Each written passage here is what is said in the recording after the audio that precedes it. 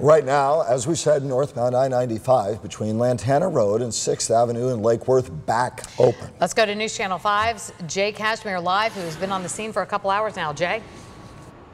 Yeah, Kelly, Michael, a good sign here. About 40 minutes ago, northbound 95 reopened after being closed for about 7 hours while investigators meticulously combed the crash scene, multiple crash scenes behind me.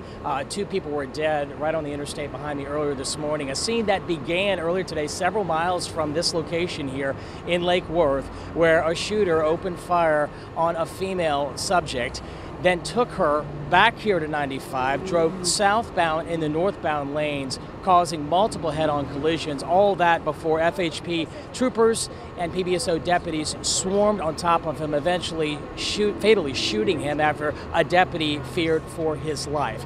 It was an utterly chaotic scene here, as you can imagine, and it completely stopped traffic on I-95 from Lantana Road all the way to 6th Avenue South. One woman, Yolanda Oliver, rolled right into it as it unfolded. This is her story in her own words with exclusive video. Yolanda Oliver was driving north on I-95 on her way to work in Palm Beach Wednesday morning when all hell broke loose. Multiple cars involved, scattered all over 95. I heard, again, like 4 or 5 shots, and I was like, all right, this is getting serious. She took out her phone and started to record. Within seconds, she saw several officers leap out of a car with guns drawn. 4 undercover cops come out with, like, what seemed to me automatic guns, and everyone starts running towards where the black car was. Everybody back up. Hey, back up. Don't move, shoot you right now. And they just kind of like wait for any kind of movement, and it was a little intimidating. But Yolanda kept recording and saw some movement from the black car the officers surrounded. The driver's head was now kind of like peeping through the driver's side. Officers motioned for her to start driving. She pulled over to the east side of 95. But at that time, it's so unreal. I was just hoping that everybody was going to be okay and that it didn't become something worse than it already had happened. Intimidating, terrifying, frightening. Those are just some of the words that Yolanda described, as you can imagine, rolling right up when that happened. From that immediate point, swarms of PBSO deputies swarmed right here onto I-95. I want to bring in Michelle Casada right now. Michelle, you've been a part of this investigation from the very beginning. What is Sheriff Ric Bradshaw saying at this point?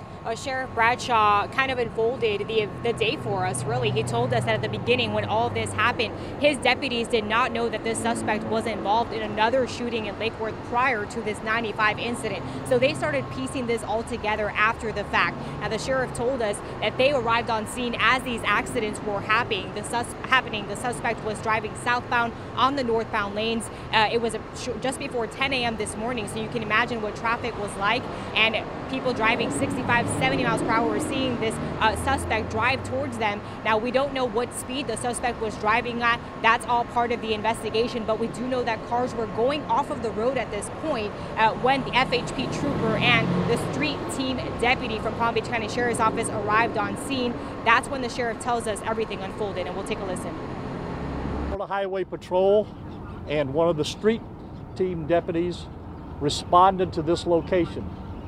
They arrived just as the last accident took place. There was 3 separate accidents, all just about head on.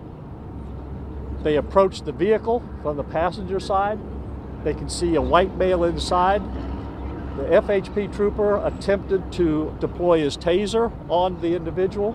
It did not work. The deputy that was standing beside him looked at the suspect due to his actions that he was performing in the car. The deputy said that he was in fear of his life and the life of the trooper, and opened fire and killed the suspect inside. And as you heard there, we did try to question the sheriff about what those actions were inside the car, but he was providing very minimal information as this is an ongoing investigation. And Jay, I just want to bring you in here because the sheriff did say FDLE is involved because an FHP trooper did deploy his taser and a deputy was involved in this shooting. A lot of details, a lot of questions still to answer. Michelle Casada, thank you very much.